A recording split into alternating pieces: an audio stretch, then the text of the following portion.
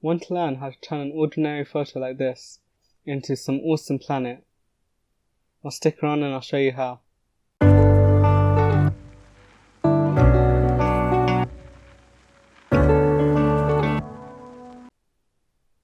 So first things first, we're going to duplicate the background layer since we want to work as non-destructively as possible so that if we change our mind, we haven't screwed ourselves over. Next, since we're going to be wrapping this image into a circle, we're going to want to make sure the edges are seamless. To do that, go to Filter, Other, and then Offset. We don't want to change the vertical offset, we want to keep it normal, so we're going to keep that at 0. For the horizontal offset, you can change it to anything you want, it doesn't really matter, as long as you can see the seam. Yeah, that's fine for me. Now that you can see the seam in the image, we're going to try our best to remove it. So first things first, we're going to go to the patch tool, which is here. If you can't see it, it's on the spot healing brush, and the shortcut for it is J. I'm going to wrap around the seam, then drag it to the side with a similar area. I'm going to go here. And as you can see, it tries its best to blend it. So we go over do a couple passes over to make sure it looks as natural as possible.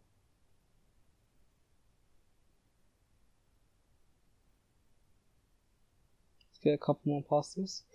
Trying not to have too many repeating areas, because if it looks like it's just stamped, it looks off.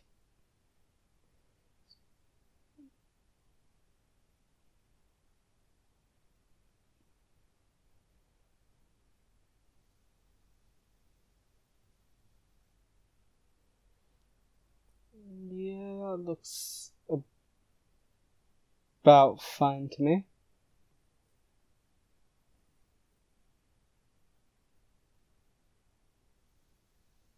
Yeah, that looks fine to me.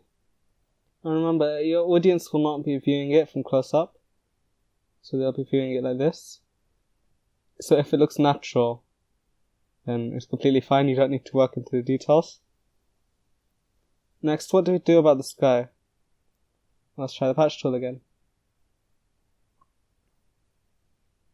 You don't want to select a big area like this and do it in one go, simply because it creates more edges and you have to work into it more, straighten the natural look. So I'm going to go in small pieces, find what seems to fit, and make it look like it's not repeating. That doesn't exactly work, so I'm going to try another area. That's great. Patch this area out.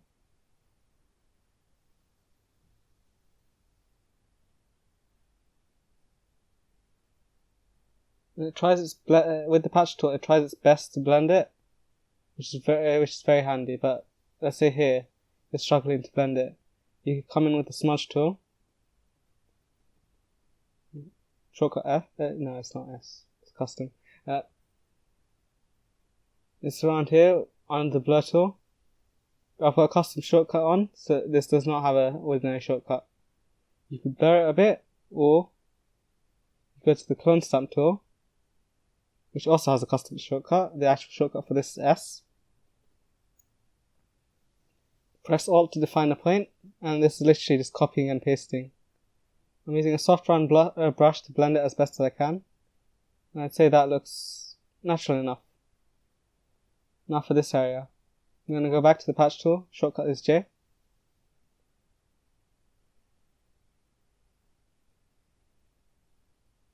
Just make it look like it's not repeating. And zoom out, and that looks fine to me, can't even tell. But if you look at the consistency, there's a giant water body here. You could leave that there if you want, but I don't know. For this tutorial's sake, I'm going to show you how to remove it. So I'm going to take the polygonal lasso tool, just on the regular lasso tool, shortcut L, and just draw a quick selection over all the water. Doesn't matter if I get some of the land in. I'm going to go over to Edit, or in Content Aware Fill. If you're using an older version of Photoshop, you might not have this option, and in that case it'll be under Fill, and in Content Aware. But I strongly suggest you upgrade, as this Content Aware Fill dialog is a lot more powerful.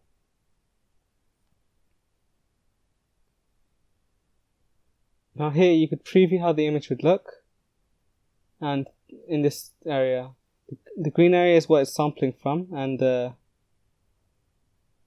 selected area is where you're moving. I'm going to zoom in. Yeah, I don't like that much. So I'm going to change it to custom selection. And I want to replace some of it with this area.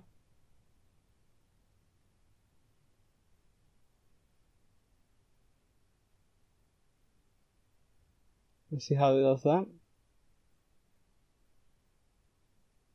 That looks pretty good to me. So I'm just going to hit. But first, make sure to check your output settings. Don't do current layer. I would always do duplicate layer. Just because if you change your mind, you've got a copy where you didn't do the content aware file.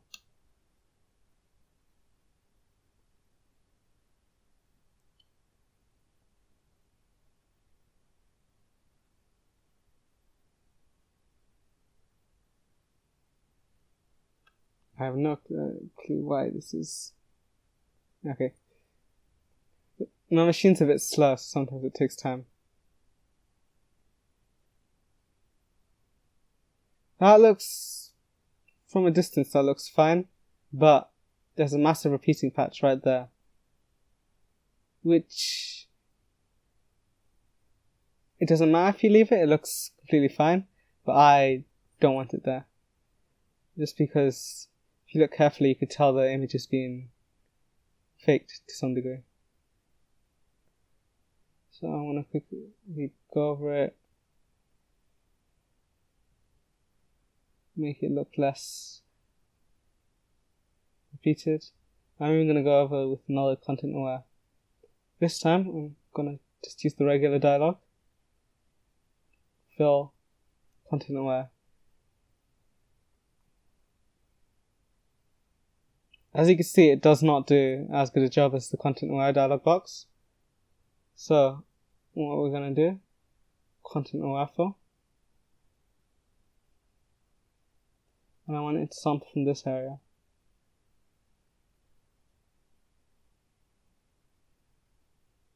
That actually looks pretty good to me. Gonna hit OK. So that put to a new layer. I'm gonna lower the opacity just a bit.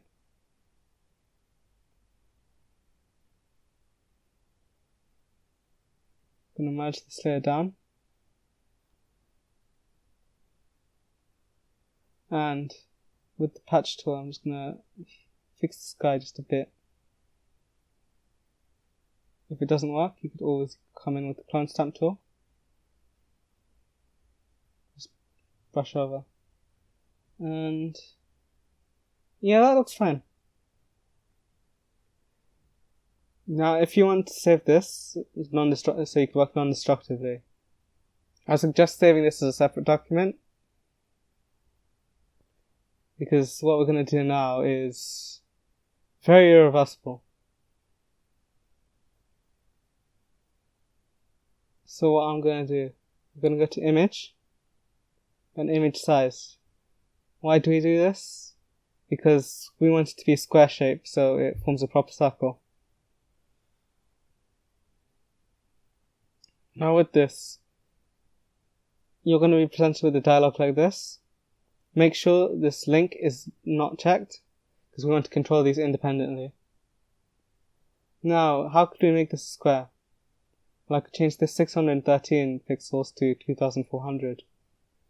Or I could change the 2400 pixels to 613. But that doesn't keep the integrity of the image as well as doing an average. It doesn't need to be a mathematical average. You could literally do anything in between and get fairly decent results as long as it's close to the middle. But if you want, you could use a calculator and calculate the exact average.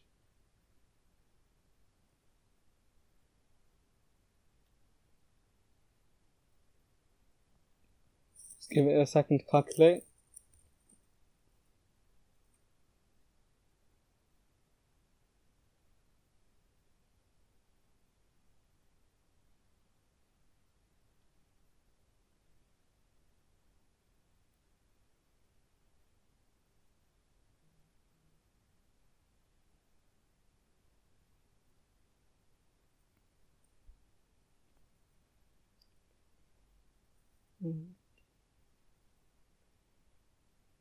You might be thinking this looks absolutely great, and yeah, it really doesn't.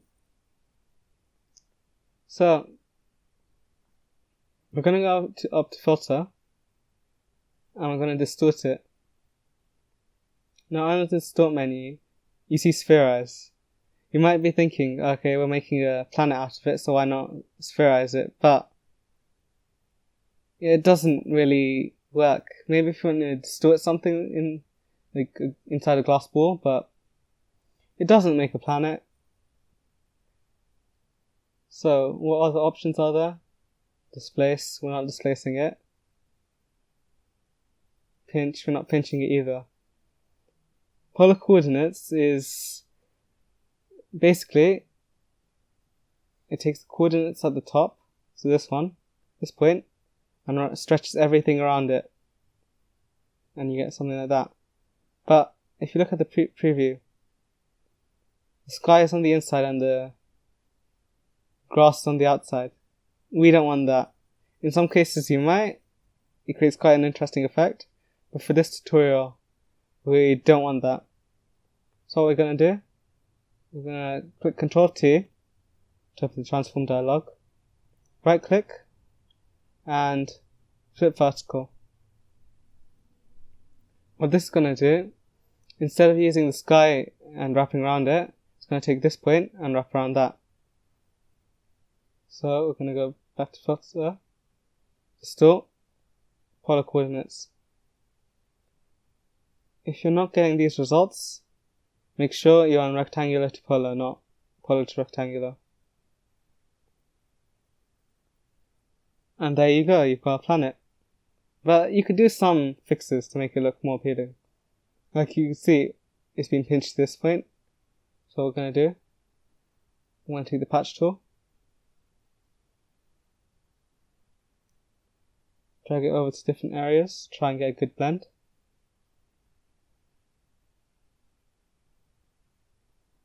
Just make it look like it's not being pinched in, like it's all natural. That looks pretty good. Then you could rotate this however you want. I like it about there. I'm going to hide the previous two layers, just so I can't see them. I'm going to rotate it just a bit more about there. Yeah, I like that. Then you've got these ugly looking transparent areas. What do you do about those?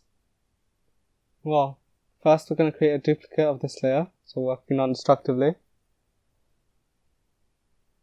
And with the magic wand tool, which you'll find here on the object selection tool, shortcut W, I'm going to select these four corners.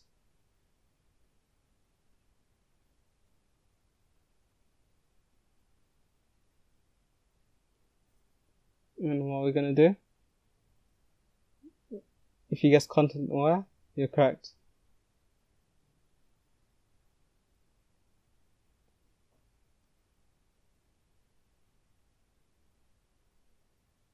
Once again, I didn't use the content aware dialog because sometimes it works well, but usually I would recommend using it. Okay, as you can see here, What if I didn't want to sample these areas? I have little to no control over that. Whereas, if I use the content aware dialog,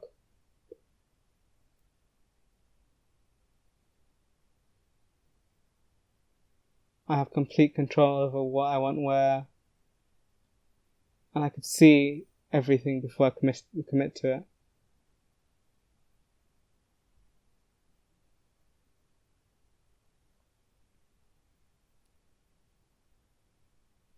Give it a second to calculate everything. Yeah, I'm mostly happy with that. I'm gonna hit OK.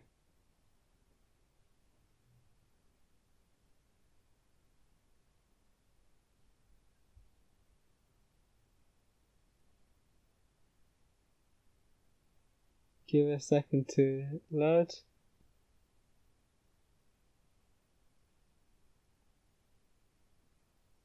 And there we go. Now, what else could we do? Well, if you see here, this is a side effect of using the not so magic wand. You get these little small 1 pixel thick white lines, which don't look good at all. So what could you do to prevent those?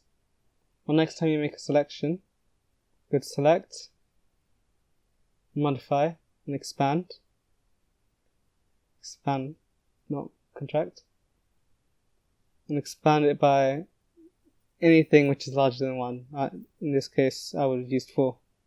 Just because. As long as it's not too big, it's fine. But let's say you've already committed to the change. What do you do now? Well, we could use the clone stamp tool. Just take a sample of the areas next to it and paint on top of the thin white lines.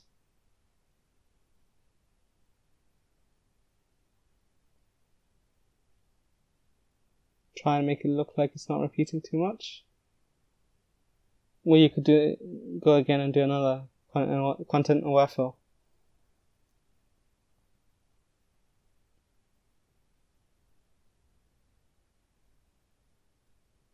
This area doesn't quite look right, even with the content aware fill, and neither does this area. It's just the white lines look so off. So with the lasso tool, I'm going to come over, select all of it, and guess what I'm going to do? If you guessed content aware, you're absolutely correct.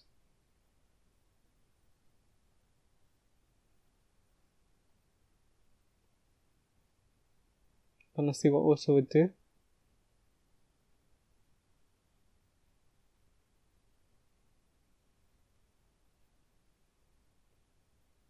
I really like that selection, so I'm going to leave it like that. Click OK.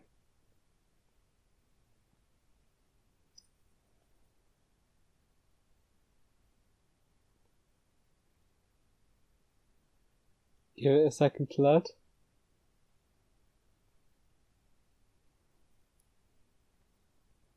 Now, this isn't really looking like a planet. It's looking nice, but it's not got that 3D form that a ball would have.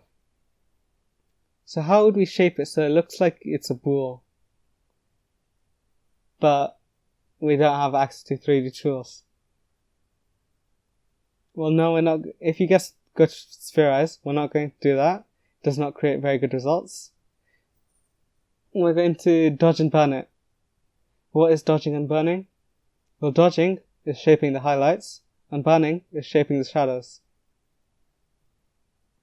So what I'm going to do, I'm going to first go to the quick select tool, which is under the object selection tool. Same shortcut as the magic wand, which is W. I'm going to select the planet. Then I'm going to create a group with the selection as a layer mask. Next, we're going to create a curves layer. And if you guessed that we're just going to create an S-curve to add contrast, yeah, that doesn't look too good. Maybe play around until it looks good, but it's still just a flat plane with its own natural, original shadows and highlights. So what we're going to do, we're going to just darken it, not too much for the first pass. Invert the layer mask with Ctrl I. And with the brush tool selected, we're going to paint over with white as the foreground color. If these are not your foreground colors, you could either click this button or press D to reset them. And if black is your foreground color, then press X to switch them. With a soft round brush, I'm just going to paint on the opposite side of the light. I'm going to use the sun as my light source. Just going to create a shadow on the other side. I'm going to create a new curves layer. And then make it even darker. Once again, I'm going to invert the layer mask with Ctrl I. And just around the edges, I'm going to paint an even darker shadow. And take it away a bit from the center. And just concentrate on the edges. Now we're going to do the same for the highlights. I'm going to create a curves layer. Brighten it more than I need to. Invert the layer mask. And with a soft round brush, I'm going to paint on the side of the light. You paint a bit over, you can switch to black as the foreground color and paint over your mistakes. And I'm going to do one more pass of another curves layer, brighten it a bit more than I should. Invert the layer mask. And for the final highlight, I'm just going to put one dab right by the sun, create a natural glow. And if you really want, you can come in with a smaller brush, just paint around the very edge to create a little sort of rim light. And there you go. This is the before, this is the after. It's already looking more like a sphere. Now you can take a lot of time with this, dodging and banding it till it looks like a proper sphere. But in my opinion, this is fine, especially since it's got its own natural properties which are pretty good. So what now? Well, your planet's done. You could add some finishing touches, color grade it however you want. So you could add a color lookup table. Choose any of these lots. So in this case I chose Fuji Eterna. And you get this sort of look. Decrease the opacity. Or you can color grade it manually however you wish. I think this would look really good with Vignette. And I think we could do some stuff in Camera Raw. So what I'm going to do, I'm going to create a new layer. Press Ctrl, Shift, Alt and then E to stamp everything. I'm going to convert this to a smart object next. You could do this by right clicking and clicking Convert to Smart Object, or by going to Filter, Convert for Smart Filters. Next we're going to go to Camera Raw Filter.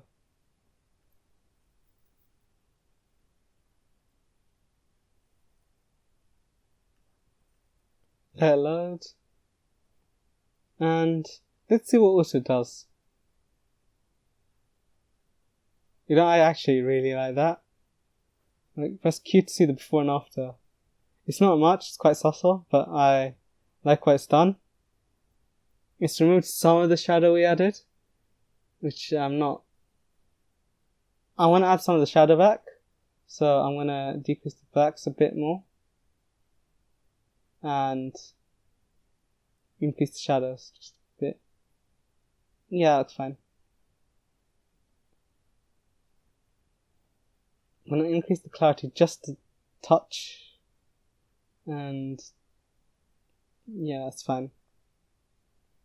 If you want to sharpen it, you can sharpen it, but I think it's sharp enough for what it is. In the HSL tab, you can control specific hues, saturation and luminance of each individual color. but I think it's fine how it is. I'm not going for a dramatic color grade. I'm not going to do split toning either, because if I wanted, you can get pretty good effects. You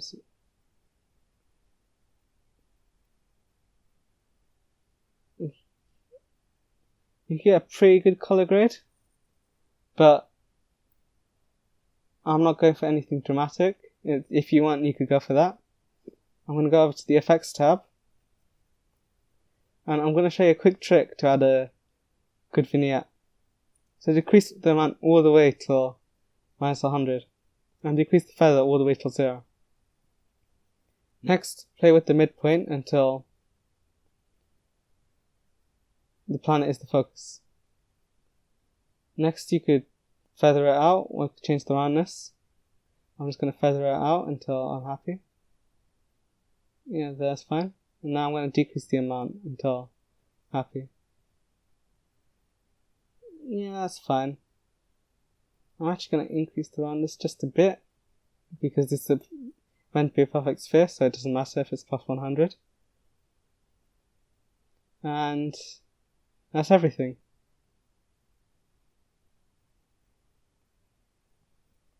Now you can continue to color grade it, do whatever you want with it. You could have, let's say, an entire solar system of custom planets. Do whatever you want. I hope you enjoyed this tutorial and learned a lot. Please like and subscribe for more tutorials and speed arts. And I hope you have a nice day.